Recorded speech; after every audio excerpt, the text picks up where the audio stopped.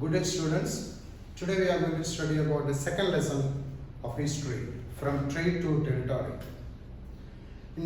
Last year in 7th standard you studied about medieval Indian history. You studied about the sultans of Delhi, you studied about the Mughal empire and etc. etc. What is this medieval history, ancient history and modern history? It's just a division of history. Then what is history? You can say that history is a record of events that took place in the past and arranged in a chronological order.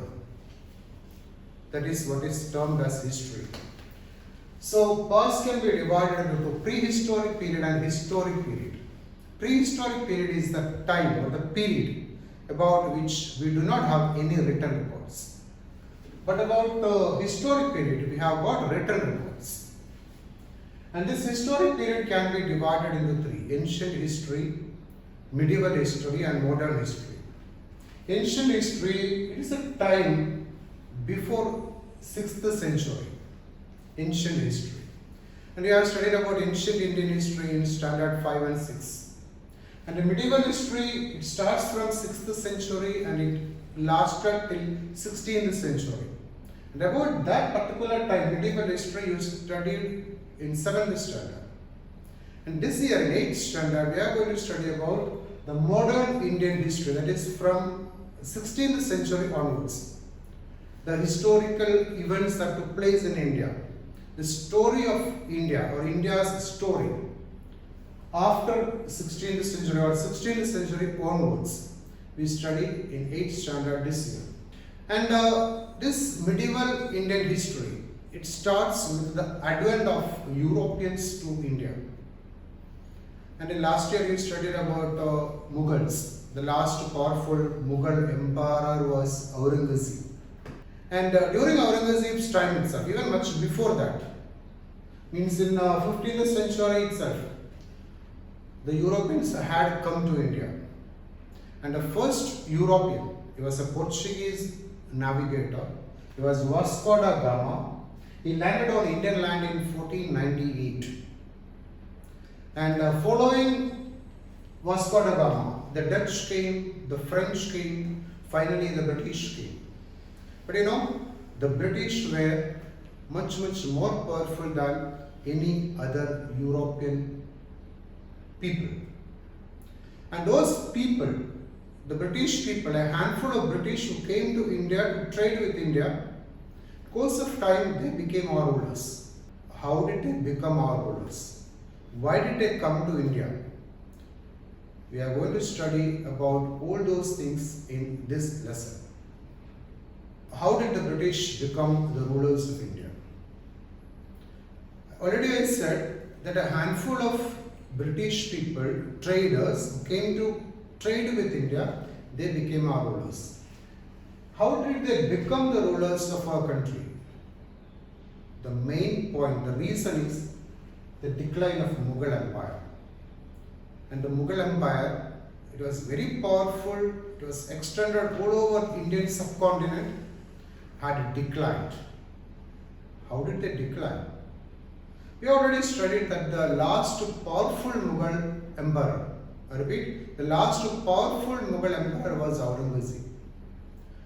And during Aurangzeb's time, he had to face twin enemies. The first one was the Marathas. Emperor Aurangzeb was fighting with Marathas under the able leadership of Shivaji Maharaj for long 24 years. At the same time, simultaneously, Aurangzeb had to face the British people also. So the prolonged war for more than 25 years continuously, it had drained a lot of wealth. So automatically, the empire became weak. And not only that, after Aurangzeb's death, his successors were very weak. They were not as powerful as Aurangzeb. He had many sons, and after Aurangzeb's death, his sons started fighting for power. And that particular situation was exploited by the officers, governors, watandas, jagirdars, zamindars, etc. And who were these people? See, Mughal Empire was such a vast country, it was such a vast empire, it was difficult for the Mughal emperor, one single person, even if he was very powerful, even if he had a lot of amenities with him, a lot of so many soldiers with him, very powerful army with him, it was difficult for him to carry out the administration of such a vast empire. So what did he do? He had divided his kingdom into various small units. And he had assigned these officers, governors, as in charge of various units.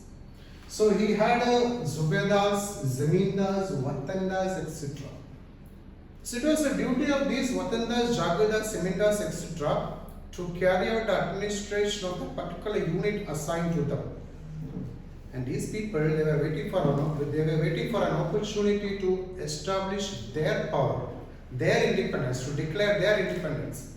So when they came to know that Aurangzeb's successors were very weak, or his sons were fighting each other for power, they started declaring their independence.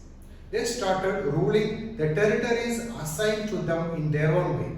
Means that they became the rulers of their own land. Thus, the Mughal Empire, once the most powerful, very vast, extensive kingdom, empire, it disintegrated. And that particular opportunity was exploited by the British to establish their power in India. East India Company comes east. This East India Company, it was a trading company.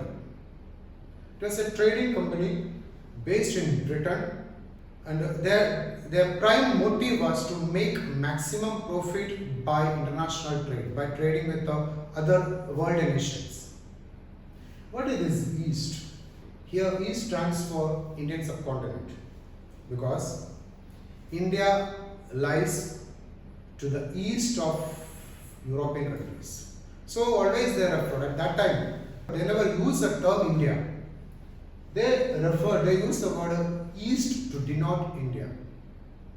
So East India Company comes to India. Why did they come to India?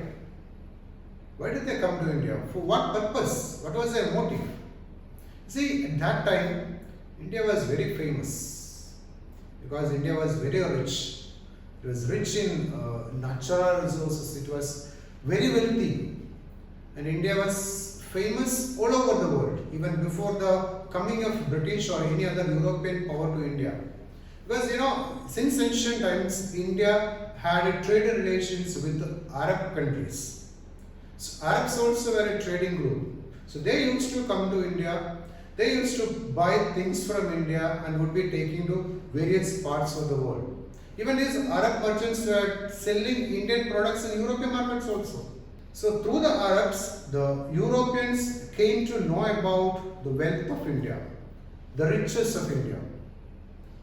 So they decided to carry out direct trade with India. And what India was famous for at that time?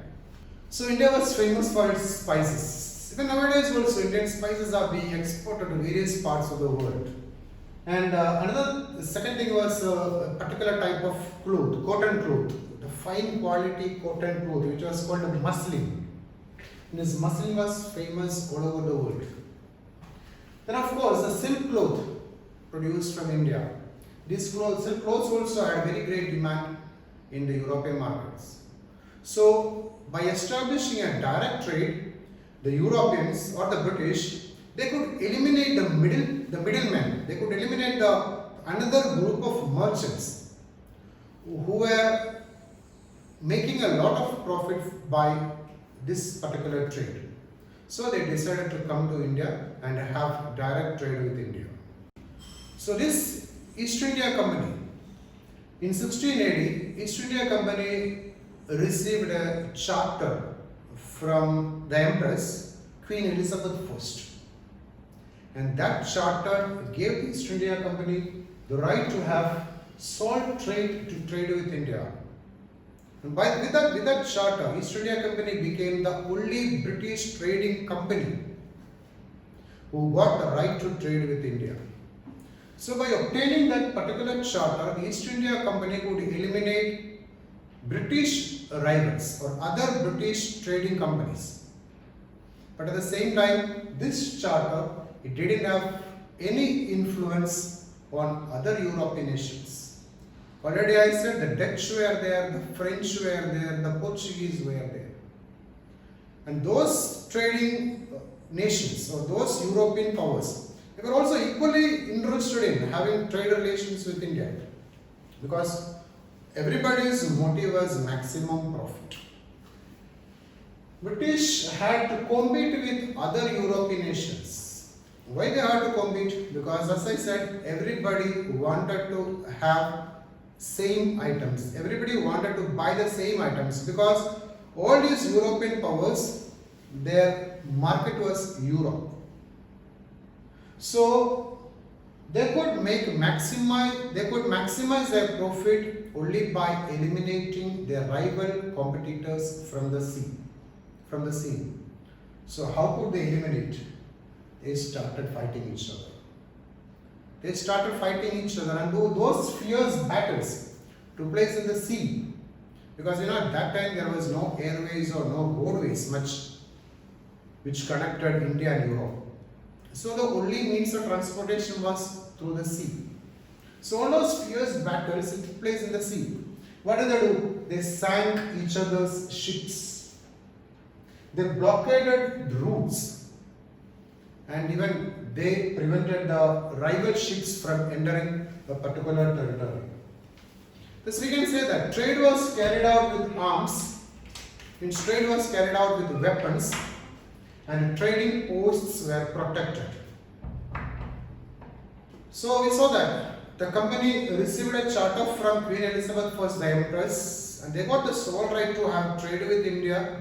They could eliminate other British rival companies, and by sinking the ships of other European powers, they could eliminate their European rivals also from the sea. Thus, they established their first factory on the banks of river Hooghly in Bengal. What is a factory? They were not making anything there. See, these traders at that time, they were called factors. So at that time, these traders were called factors. So the place where factors settled, or the place where the traders settled, that particular place, that settlement came to be called a factory. And the company, means the British traders, the company people, they persuaded other traders. And who are these other traders? As I said, even though the British had established their power in India, other Europeans also were trading. Very small scale trading was being carried out even at that time by other European powers also. So even other European traders were there, even Arabs were there, Indian traders were there. So they persuaded the traders and merchants to stay near the factory, and they constructed a protective wall around the settlement to protect their property from invaders. Then later, they approached the Mughal emperor. Again, at that time, the Mughal emperor was Aurangzeb. They approached Mughal emperor Aurangzeb, and Aurangzeb granted them the right to trade duty free.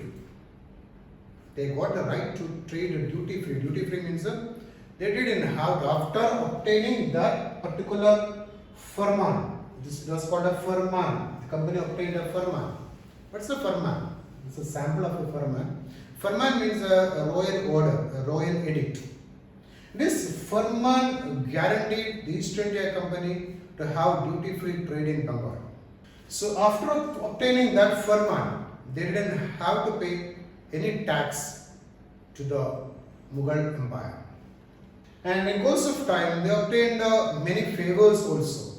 Favors for the convenience of carry out trade and other related activities by bribing the Mughal officers.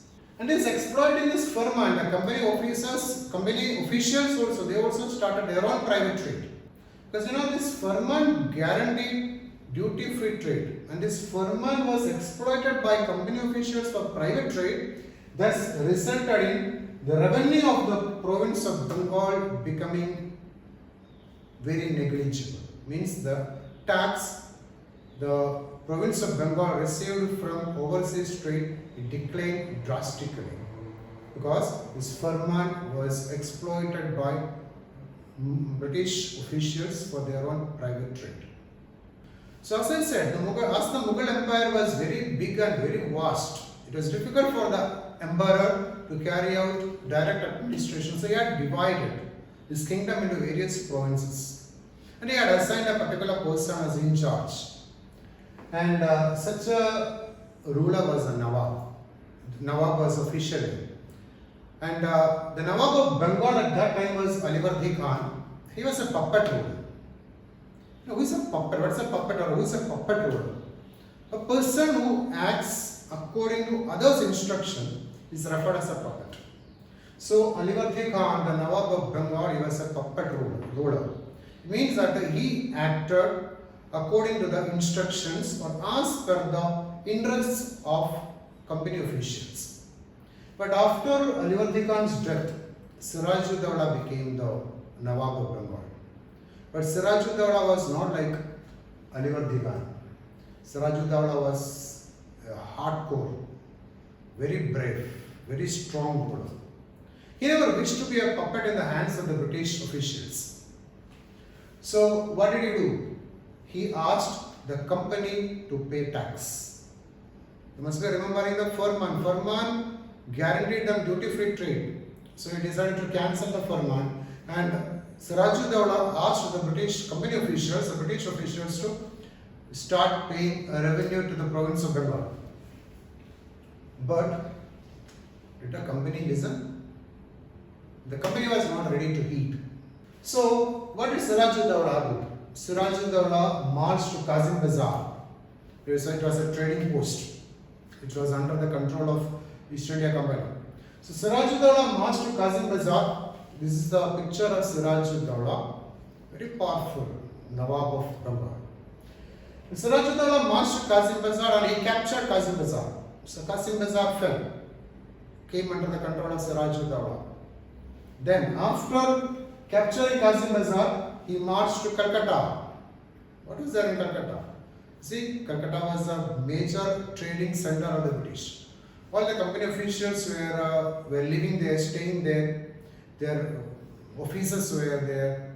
Their trading posts were there. Factories were there. Godowns were there. So Siraj-ud-Dawla marched to Calcutta because he wanted to have control over there. And the news of Siraj-ud-Dawla marching to Calcutta, he reached Britain. So a British officer was assigned to curb Siraj-ud-Dawla from the scene. And who was that? That was Robert Clive.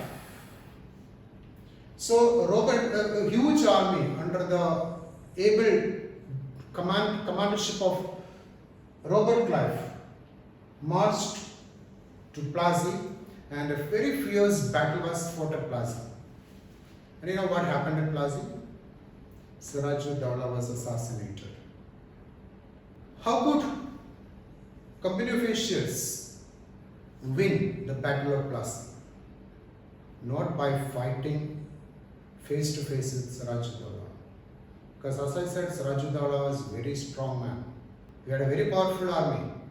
So the company officials used means of treachery, as they always did. And what did company do to defeat Siraj-ud-Dawla? Siraj-ud-Dawla had so many commanders, and one of those commanders was Mir Jafar. So the company officials approached Mir Jafar and offered him that if he remained inactive in the war, after the death of Siraj-ud-Dawla, he would be made the Nawab of Bengal. Mir Jafar was very happy. He said, yes, of course, I will help you because I want to become the Nawab. And a group of soldiers remained inactive throughout the war. Thus, by means of treachery, the company defeated Siraj-ud-Dawla. So, after the Battle of Plassey, as per the promise, Mir Jafar was made the Nawab of Bengal. He also was a Nawab. So even if he was not as strong-willed or as powerful as Siraj-ud-Dowla, he also had some sort of self-esteem. So he was also not that much ready to be a puppet in the hands of the British. So what happened? He also started protesting. These company officials were always troubling these Nawabs for various concessions. For everything, they were troubling, they were disturbing the Nawabs. So Mir Jafar started protesting. When he started protesting, he was deposed from the post, and another person, Mir Qasim. So when Mir Jafar protested, he was deposed and Mir Qasim was made the Nawab. And Mir Qasim also started protesting, he also started complaining. And when Mir Qasim complained, he was defeated at Buxar in a war and Mir Jafar was reinstalled. So this type of politics the company officials were playing in Bengal. And even these company officials, in course of time, they became fed up with this type of politics. So what do? They started thinking about becoming the Nawab themselves. Company wanted to become the Nawabs. So what do? They approached the Mughal emperor. Who was emperor? Aurangzeb. So they approached Aurangzeb and they obtained Diwani rights from Aurangzeb. What is Diwani rights? The Diwani rights guaranteed East India Company the right to collect revenue from Bengal. Normally, who collects revenue? The government. So the company was given the Diwani right, the right to collect revenue. It means that the company became the ruler of Bengal. The company became Nawab. So a handful of trading people who came to our land to trade with India became the rulers. How could they establish their power? They used a variety of political, economic and diplomatic methods to establish their power. They used political tactics, economic tactics and diplomatic tactics to establish their power. And one of such tactics is appointment of residents. These are the pictures of various residents who were in India appointed by the British. Of course, they were British people only, though. They were British officials who are appointed as residents. And who is a resident? A resident is a political and commercial agent. So he was just an agent. Because the company officials wanted somebody in each king's or each local ruler's palace or in each kingdom. So the company wanted their representatives, either their political representative or commercial representatives in each Indian kingdom. So they appointed residents. And these residents were supposed to stay in the palace of the local ruler. And even in course of time, these residents, they started directing the local rulers. Like almost they were almost like king makers. Because even at times, it was those people who decided who should be the successor of a particular king or who should be appointed to a particular post. So they became king makers. Actually, these residents, they were agents of secret, we can say almost like a secret agents of company officials in local rulers or local rulers' kingdom. So another tactic used by the company officials was the policy of subsidiary alliance. And as per the policy of subsidiary alliance, an Indian ruler was not supposed to have armed forces. Or even if he had an armed force, a group of soldiers or an army, he had to surrender it. Or he had to hand over that particular force to the company officials. And at the same time, it was the duty of the company to protect those kings and kingdoms. And instead of that service, these kings, they had to pay a particular fees every year. And if an Indian ruler failed to pay that particular, if an Indian ruler failed to make that particular payment, his territory would be taken by the company. So by the subsidiary alliance, so many Indian rulers, they lost territories. Examples are the Nawab of Awadh, that is the Nawab of Awadh. And this is the kingdom, that was the area the kingdom of Nawab. And he lost a part of that particular territory. It was taken away by the company officials because he had failed to make that particular payment. So the Nawab of Awadh and even the Nizam of Hyderabad, very famous, very rich, he also had to lose part of their territories. So by using this policy of subsidiary alliance, it was a very diplomatic strategy implemented by the British in India to capture territories without bloodshed. So another tactic was the policy of paramountcy, and this policy was introduced by Governor General Lord Hastings. What is meant by paramountcy? Paramount means supreme. So by this policy, the company declared that the authority of East India Company, the power of East India Company was supreme. There was no other agent, no other ruler who was above the authority of the company. Thus, the company became the final word regarding Indian politics. And this policy gave the company great power. And the company annexed many small kingdoms, especially you see, look at the word small kingdoms. By using this particular policy, the company annexed weak kingdoms or small kingdoms. So in course of time, a very vast territory also fell into the hands of the British. And the next tactic was the doctrine of lapse. Let's look at lapse. Look at the meaning of lapse. The lapse means cancellation. And according to the doctrine of lapse, if an Indian ruler died without a male heir means without a son. If he died without a son, his territory, his kingdom would lapse and would be annexed to the British Empire. Satara, Sambalpur, Udaipur, Nagpur, Jhansi, etc. were annexed as per the doctrine of lapse. This is Governor General Lord Dalhousie, who devised this particular strategy. So what is this doctrine of lapse? So many small kingdoms fell into the hands of company. So within a very short period of time, the company could establish its control over major part of India.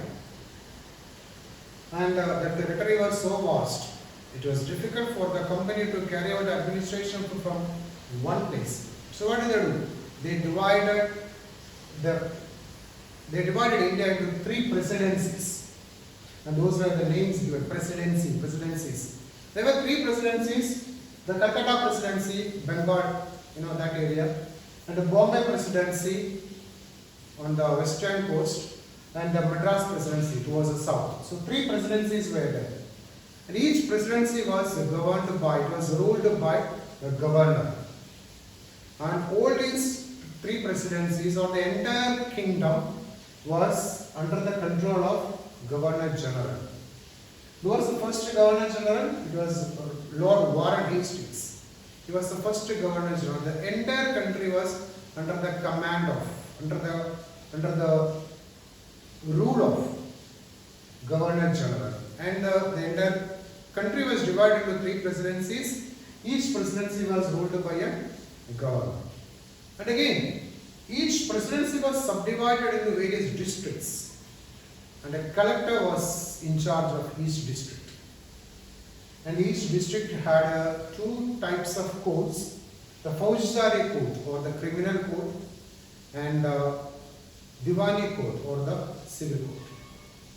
So these are the 2 maps of British India. British India map of 1860. You can see this green colored area. They were independent kingdoms. At the same time, these grey colored areas were under the control of British people. You can see a green spot here. That was the kingdom of Mysore. And you can see again Nizam, Punjab, Jammu Kashmir. Those places were under the control, under the rule of kings. And here 3 presidencies are shown here in pinkish color by using pink color. You can see along the northeastern coast, Bengal presidency or the Calcutta presidency, and the Bombay presidency towards the west, and the Madras presidency towards the south. So how could a handful of British officials defeat so many kings who were ruling in India, who were powerful? And how could they establish their power? All it depended on its military power, the British army. But 90% of the soldiers in British army were Indians. They were Indian soldiers. And the British military power, it included cavalry as well as infantry. As you know, cavalry means the soldiers on horses, and infantry means the soldiers on foot. These were the main two components of British army. And the British developed a uniform military culture because these soldiers who were included in the British army, they had come from various parts of India. They had got their own traditions, their own cultures. So it was a heterogeneous group. So they decided to give, the company decided to give a uniform military training to the soldiers. And the soldiers were given European style of training, drill and discipline. But these soldiers, they revolted in 1857, which is referred as Sepoy Mutiny by the British and the first war of independence by Indian historians. We'll be studying about that incident in later lessons.